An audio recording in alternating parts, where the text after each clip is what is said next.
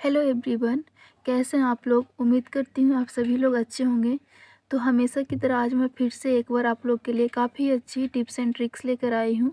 अगर आप लोग भी मेरी तरह अपने घर या किचन के कामों से परेशान हो गए हैं तो आज की वीडियो, आज की टिप्स एंड ट्रिक्स आप लोग को बेहद ही पसंद आएगी। तो चलिए हम लोग वीडियो को शुरू करते हैं। तो आज की जो पहली टिप्स है उसके लिए हमने यहाँ सब्जी को लिया है। तो जो लोग भी कुकिंग सीख रहे हैं या फिर उनको थोड़ी बहुत ही कुकिंग आती है, थोड़े बहुत ही वो सीखे हैं, तो उनके लिए बहुत ही काम की टिप्स है और बाकी सभी लोगों के लिए बहुत ज़्यादा हेल्पफुल रहेगी। तो ऐसा नहीं है कि सिर्फ जो कुकिंग सीख रहे हैं, जो सीखना चाहते हैं उनके लिए है, सबके लिए ये टिप्स बहुत ही अच्छी है। तो जब भी आप लोग सब्जी वगैरह बनाते हैं या दाल या जो भी बनाते हैं जिसमें नमक, हल्दी, मसाले वगैरह का इस्तेमाल होता है, तो जो लोग नए हैं उनको एकदम से समझ में नहीं आती है कि इतना सब्जी में कितना नमक डालें, कितना हल्दी डालें। कभी उनका ज़्यादा, कभी कम, एकदम बराबर से उनकी सब्जी नहीं बन पाती है। तो इसके लिए मैं आपको एक टिप दे रही हूँ। जब भी आप सब्जी या दाल वगैरह जो भी आप बना रही हैं, अगर उसमें नमक, हल्दी, मसाला जो भी आपको डालना हो, उसको आप इस तरीके से 3 बार में करके डालिए। जैसे कि मैं यहाँ पे डाल रही हूँ, आपने देखा मैंने 3 चम्मच यहाँ पे थोड़े-थोड़े करके नमक लिए हैं। तो इसी तरीके से आपको नमक या हल्दी या जो भी मसाला आप ले रही हो ना, उसको 3 बार में करके डालिए। अगर मान लीजिए आपको आधी चम्मच नमक डालनी हो अपनी सब्जी में, तो उस आधे चम्मच को आप 3 बार में करके डालिए।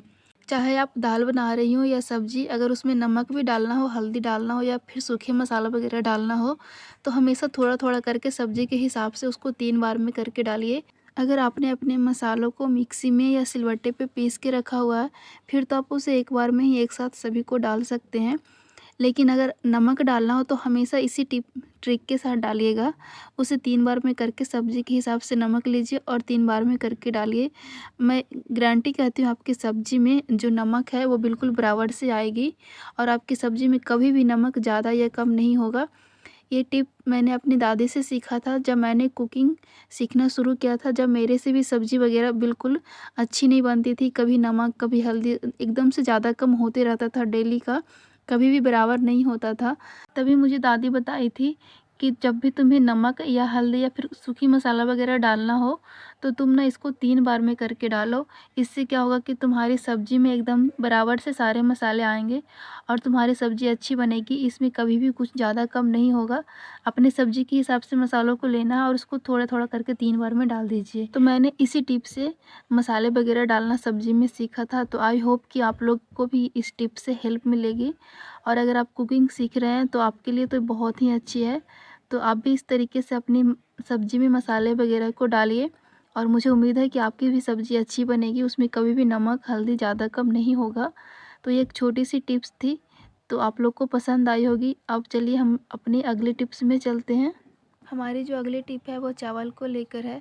तो हमने यहाँ चावल को बना कर के ले लिया है और हम सभी के साथ ऐसा होता है कि कभी-कभार जो हमारी चावल है वो नहीं देखने की वजह से या फिर उसमें पानी कम हो, तो इसकी वजह से भी हमारी चावल अंदर से जो है जल जाती है, जिसका एकदम जलने वाला स्मेल आने लगता है और फिर उससे खाने का मन नहीं करता। फिर हम लोग उसे फेंक देते हैं, फिर दूसरे चावल बनाते हैं।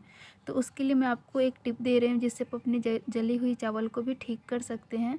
तो यहाँ पे एक प्याज को छील करके उसे 4 पार्ट में काट के ले लेना है और यहाँ पे जिस तरीके से मैं अपने चावल पे प्याज को बिछा रही हूँ, फैला रही हूँ, इसी तरीके से आपको फैला देना है और फिर इसको हम ढक करके कुछ देर के लिए छोड़ देंगे। और कुछ देर के बाद जब आप इसे खोलेंगी ना, तो आप देखेंगी कि इस चावल में से जितने भी जलने वाली जो स्मेल थी ना, वो बिल्कुल सारे गायब हो गई है और आपकी चावल है वो बिल्कुल नॉर्मल हो गई है। तो यहाँ पे मैंने इसे खोल लिया है। अब इस प्याज को हम हटा देते हैं। तो ये टिप ना आपको गर्म चावल के साथ करना है, ठंडी चावल के साथ ये अच्छे से काम नहीं करेगी, उसमें से स्मेल को नहीं हटा पाएगी ये। तो जब आपकी चावल गर्म हो तभी आप इस टिप को कर लीजिएगा। और यहाँ पे हमारे जो चावल है इसमें से सारे स्मेल गायब हो गए हैं और ये बिल्कुल नॉर्मल और खाने लायक हो गई है।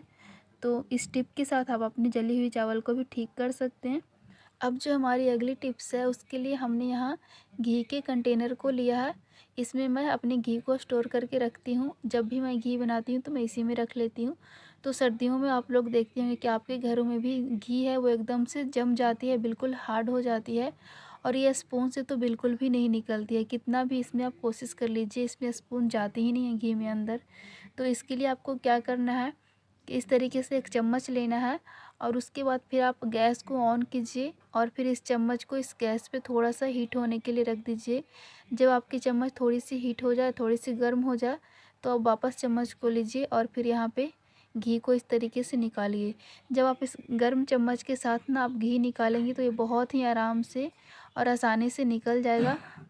फिर जितनी मर्ज़ी उतनी घी निकालिए और ये बिल्कुल भी आपको प्रॉब्लम नहीं होगी और इस तरीके से आप भी अपनी घी को निकाल सकते हैं।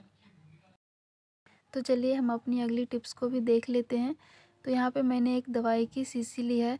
तो जब भी हम लोगों को घर से बाहर कहीं दूर जाना होता है, ट्रेन वगैरह से ट्रैवलिंग करना होता है, तो हम लोग अपनी दवाई वगैरह को कैरी करते हैं, चाहे अपनी हो या बच्चों की हो, कोई सा भी दवाई हो।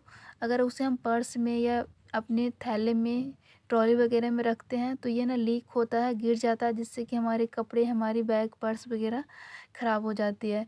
तो इसके लिए आपको क्या करना है कि इस तरीके का जो छोटा वाला जो रबड़ आता है ना, इस तरीके का एक आपको रबड़ ले लेना है।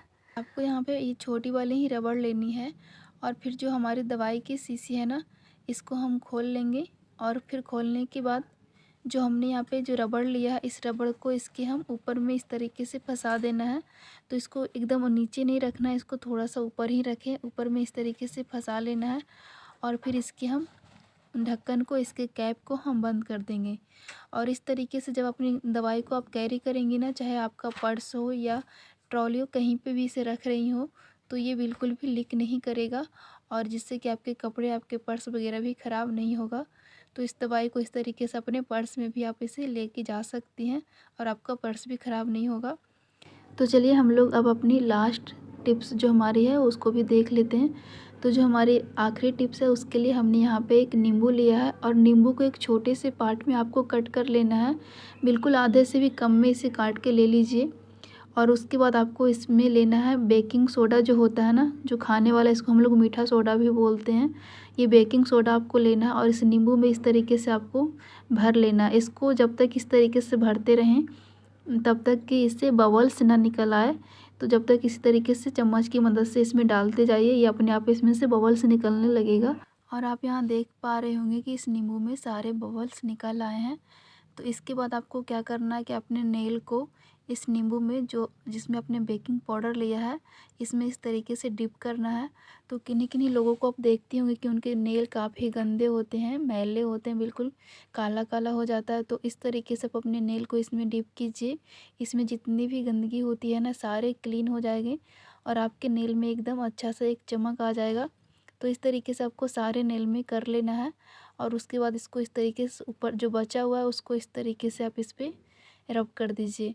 तो दोनों हाथ के नेल को इसी तरीके से आपको साफ़ कर लेना है और आप देखेंगे कि मतलब आपके जो नेल है वो बहुत ही अच्छे से क्लीन हो जाएंगे। इसमें से सारे गंदगी जो भी इसमें जमा है वो सब निकल जाएगा और बिल्कुल ये चमक जाएगा। अगर इस तरीके से आप अपनी नेल की सफाई करने के लिए पार्लर वगैरह जाती हैं तो आपको तो 300 से 400 रुपये आराम से देना पड़ जाता होगा और किसी किसी पार्लर में तो 500 तक इसकी चार्ज करते हैं। तो इस तरीके से आप अपने नेल को साफ़ कर सकती हैं और आपके पैसे भी बचेंगे और आपके नेल भी अच्छे से क्लीन हो जाएंगे, जैसे कि आप पार्लर वगैरह में जाके कराती हैं।